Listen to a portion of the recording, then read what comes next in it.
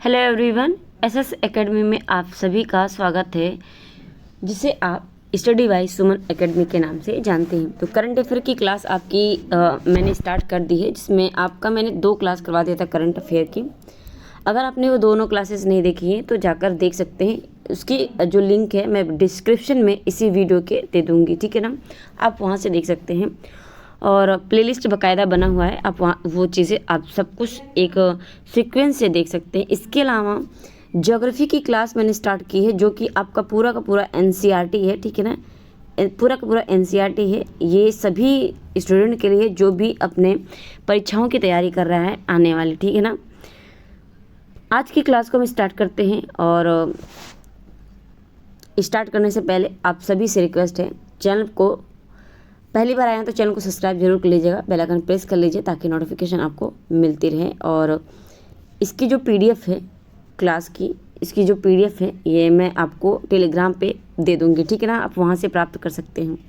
तो आज का क्वेश्चन है हमारा, और इसमें आप जानते हैं मैं करंट अफेयर और जीएस दोनों लेकर चल रही हूँ साथ में, उससे रिलेटेड, ठीक है ना। पहला क्वेश्चन है उत्तर पूर्वी विकास वित्त निगम, ठीक है ना।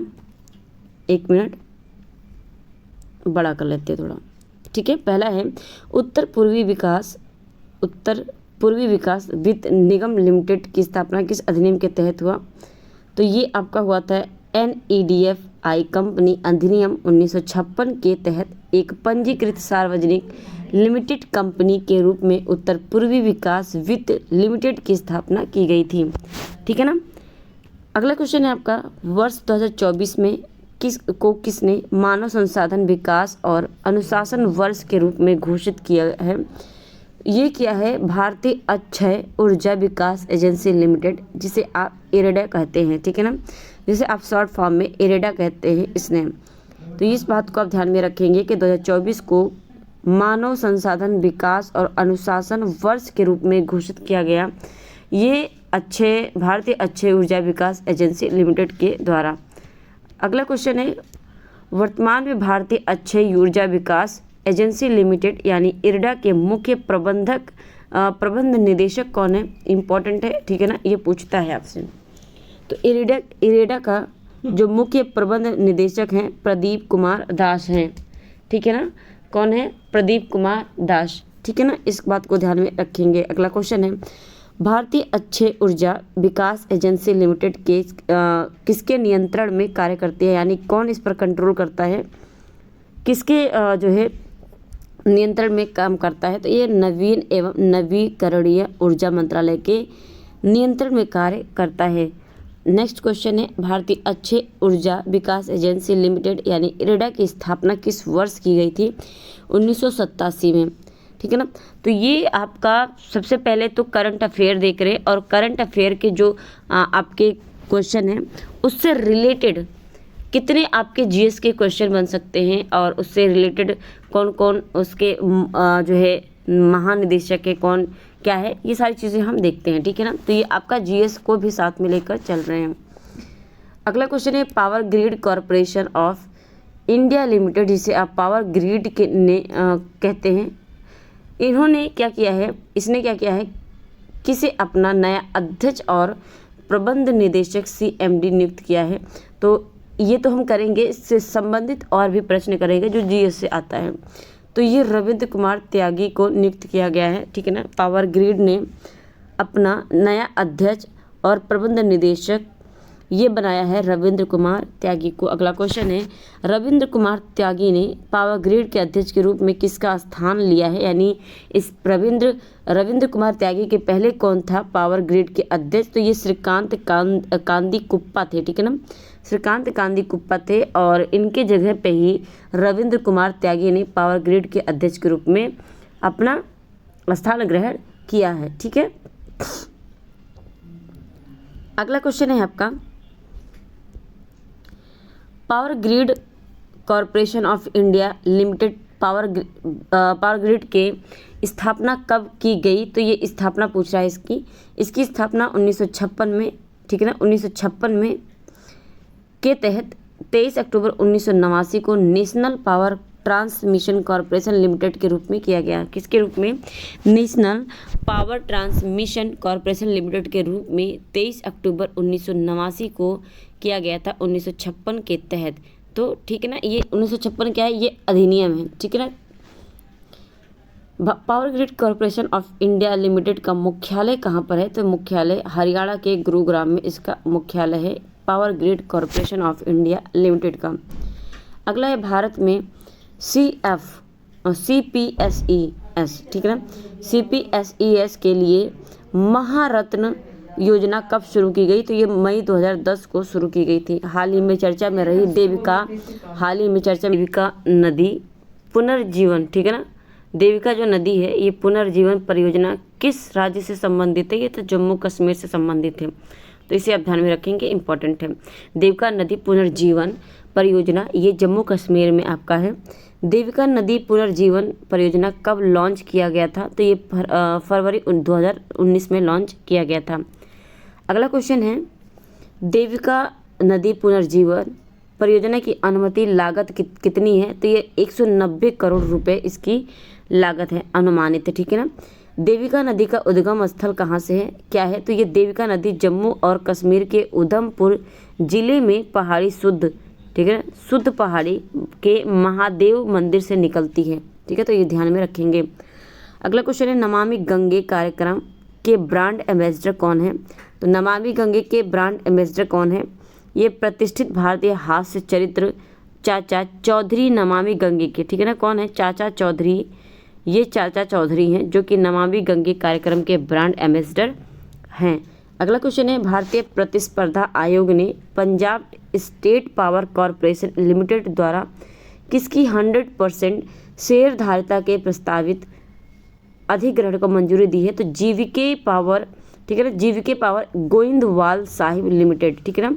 जीवीके पावर जिसे आप गोइंदवाल साहिब कहते हैं, तो इसे मंजूरी दी है। अगला क्वेश्चन है, भारतीय प्रतिस्पर्धा आयोग का गठन किस वर्ष किया गया? तो मार्च 2009 को भारतीय प्रतिस्पर्धा आयोग का गठन किया गया। अगला क्वेश्चन है, वर्तमान में भारतीय प्रतिस्पर्धा आयोग के अध्यक्ष कौन है? तो ये रवनीत कौर हैं, ठीक है ना। कौन है? रवनीत कौर, और ये 2009 में इसकी स्थापना हुई थी भारतीय प्रतिस्पर्धा आयोग की। वर्तमान में रवनीत कौर इसके अध्यक्ष हैं। अगला क्वेश्चन है, किस समिति की अनुशंसा पर एक अधिकार तथा अवरोधक व्यापार व्यवहार अधिनियम 1969 के यानी 1969 के स्थान पर प्रतिस्पर्धा अधिनियम 2002 लाया गया? तो ये राघवन समिति की सिफारिश पर एकाधिकार तथा अवरोधक व्यापार व्यवहार अधिनियम 1969 के स्थान पर प्रतिस्पर्धा अधिनियम 2002 लाया गया, ठीक है ना। तो किसकी अनुशंसा पे ये आया? राघवन समिति की सिफारिश पर एकाधिकार और अवरोधक व्यापार, ठीक है ना। राघवन समिति की सिफारिश पे आया था। अगला क्वेश्चन है, 1 जनवरी 2024 को किन देशों को ब्रिक्स में पूर्ण सदस्य के रूप में शामिल किया गया? तो ये 1 जनवरी 2024 को मिस्र, इथियोपिया, ईरान, सऊदी अरब और संयुक्त अरब अमीरात को ब्रिक्स में शामिल किया गया, ठीक है ना। मिस्र, इथियोपिया, ईरान, सऊदी अरब और संयुक्त अरब अमीरात आपका यानी UAE, ठीक है ना। 1 जनवरी 2024 को ठीक है ना, ये को 5 नए सदस्यों को देशों को शामिल होने के बाद ब्रिक्स अब कितने देशों का संगठन हो जाएगा? तो ये बन गया है 10 देशों का संगठन। अगला क्वेश्चन है, किस देश ने वर्ष 2024 के लिए ब्रिक्स के अध्यक्ष के रूप में कार्यकाल शुरू किया है? तो ये रूस ने शुरू किया है। 2024 के लिए ब्रिक्स के अध्यक्ष के रूप में रूस है, ठीक है ना। 15वें ब्रिक्स शिखर सम्मेलन का आयोजन कहाँ किया गया था? तो ये दक्षिण अफ्रीका के जोहान्सबर्ग में किया गया था। और जो 16वां है ये कहाँ पे होगा? तो ये आपका रूस में होगा, ठीक है ना, रूस में। अगला क्वेश्चन है आपका, ब्रिक्स समूह ने किस सम्मेलन के दौरान न्यू डेवलपमेंट बैंक यानी NDB की स्थापना के लिए समझौते पर हस्ताक्षर किए थे? तो ये किया था वर्ष 2014 में ब्राज़ील के फोर्टालेजा में 6ठे ब्रिक्स शिखर सम्मेलन के दौरान पे किया था। भारत की प्रथम महिला शिक्षिका कौन थी? तो ये सावित्रीबाई फुले थी। GS का क्वेश्चन है, ठीक है। सावित्रीबाई फुले की के पति का क्या नाम था? तो ये ज्योतिबा फूले था। अगला क्वेश्चन है, अंग्रेजों से लड़ने वाली पहली रानी कौन थी? तो ये रानी वेलु नचियार थी, ठीक है ना, रानी वेलु नचियार थी। सत्यशोधक समाज की स्थापना किसने की थी? तो ये ज्योतिबा फूले ने किया था सत्यशोधक समाज की स्थापना। इसकी स्थापना कब हुई थी सत्यशोधक समाज की? तो ये 1873 में, 1873 में, ठीक है ना। अगला क्वेश्चन है, दिसंबर 2023 में भारत ने किस अंतर्राष्ट्रीय मेगा विज्ञान परियोजना में शामिल होने का निर्णय लिया? तो ये स्क्वायर किलोमीटर एरे ऑब्जर्वेटरी, ठीक है ना, ऑब्जर्वेटरी SKO में, ठीक है ना। अगला क्वेश्चन है आपका, भारत ने अंतर्राष्ट्रीय मेगा विज्ञान परियोजना square kilometre array observatory SKO के लिए कितनी राशि की मंजूरी दी है? तो ये 1250 करोड़ रुपए की, ठीक है। अगला स्क्वायर किलोमीटर एरे ऑब्जर्वेटरी का मुख्यालय किस देश में स्थित है? तो ये ब्रिटेन देश में स्थित है, ठीक है ना। नेक्स्ट क्वेश्चन है, आपका MS स्वामीनाथन, ठीक है ना, MS स्वामीनाथन पुरस्कार 2024 से किसे सम्मानित किया गया? तो ये प्रोफेसर यानी BR कम्बोज को, BR कम्बोज आप इसे ध्यान में रख सकते हैं। तो BR कम्बोज को MS स्वामीनाथन 2024 का पुरस्कार दिया गया। अगला क्वेश्चन है, BR कम्बोज को किस राज्य से संबंधित है? तो BR कम्बोज हरियाणा राज्य से संबंधित हैं। नेक्स्ट क्वेश्चन है हमारा, अगला क्वेश्चन है, MS स्वामीनाथन पुरस्कार का गठन कब किया गया? तो ये 2004 में किया गया। MS स्वामीनाथन पुरस्कार का गठन किसके द्वारा किया गया? तो ये किया गया था ट्रस्ट फॉर एडवांसमेंट, ठीक है, trust for advancement of agriculture sciences. अगला क्वेश्चन है, पहला MS, ठीक है, MS स्वामीनाथन पुरस्कार किसे प्रदान किया गया और प्रथम प्राप्तकर्ता कौन थे? तो ये डॉक्टर नॉर्मन E बोरलॉग थे, ठीक है ना, ये विश्व स्तर पे थे, ठीक है ना, विश्व स्तर पे थे। अगला क्वेश्चन है आपका, हाल ही में REC, ठीक है ना, REC लिमिटेड ने मल्टी मॉडल अवसंरचना परियोजनाओं को निधि उपलब्ध कराने के लिए किसके साथ समझौता किया?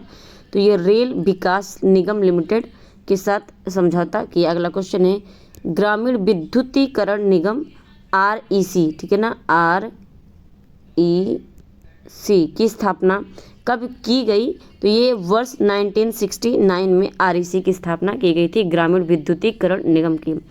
ग्रामीण विद्युतीकरण निगम REC महारत्न दर्जा पाने वाला डैश CPSE, ठीक है ना, CPSE,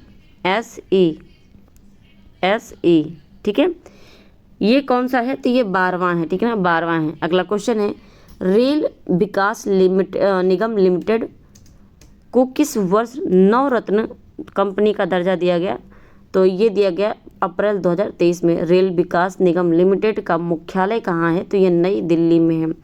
अगला क्वेश्चन है, सरकार ने नए संशोधन के माध्यम से हिट एंड रन कानून में अधिकतम सजा का प्रावधान क्या निर्धारित किया है? तो 10 साल का सजा है और उसमें फिर जुर्माना भी है, ठीक है ना। हिट एंड रन आप जानते हैं जो है आपका, ये काफ़ी इसका विवाद भी हुआ था, ठीक है ना। अगला क्वेश्चन है, नए हिट एंड रन कानून में अधिकतम सजा, ठीक है ना, अधिकतम सजा का प्रावधान किस धारा में वर्णित किया गया है? तो ये भारतीय न्याय संहिता 104 और क्लॉज 2 में इसका जो है वर्णित किया गया है इसको, ठीक है ना। पूर्व के हिट एंड रन कानून में अधिकतम सजा का प्रावधान कितनी थी? तो ये 2 साल, पहले कितना था? 2 साल, अब कितना कर दिया गया? 10 साल और प्लस आपका जुर्माना, ठीक है ना। अगला क्वेश्चन है, भारत 2024 की दूसरी तिमाही में संचार उपग्रह जिसे आप GSAT-20 को लॉन्च करने के लिए किस रॉकेट का इस्तेमाल किया गया? तो आप इसको ध्यान में रखेंगे कि GSAT-20 को लॉन्च करने के लिए किस रॉकेट का इस्तेमाल किया गया था? तो ये SpaceX के फॉल्कन 9 रॉकेट का किया गया था, ठीक है ना, तो ये ध्यान में आप रखेंगे। अगला क्वेश्चन है, GSAT-20 उपग्रह किसके द्वारा वित्त पोषित और संचालित है? तो ये न्यू स्पेस इंडिया लिमिटेड के द्वारा है। अगला क्वेश्चन है, GSAT-20 उपग्रह को पहली बार किस प्रक्षेपण यान से लॉन्च किया गया था? तो ये किया गया था एरियन 5 यानी एरियन 5 BA-257, ठीक है ना, 57 प्रक्षेपण यान से, ठीक है ना।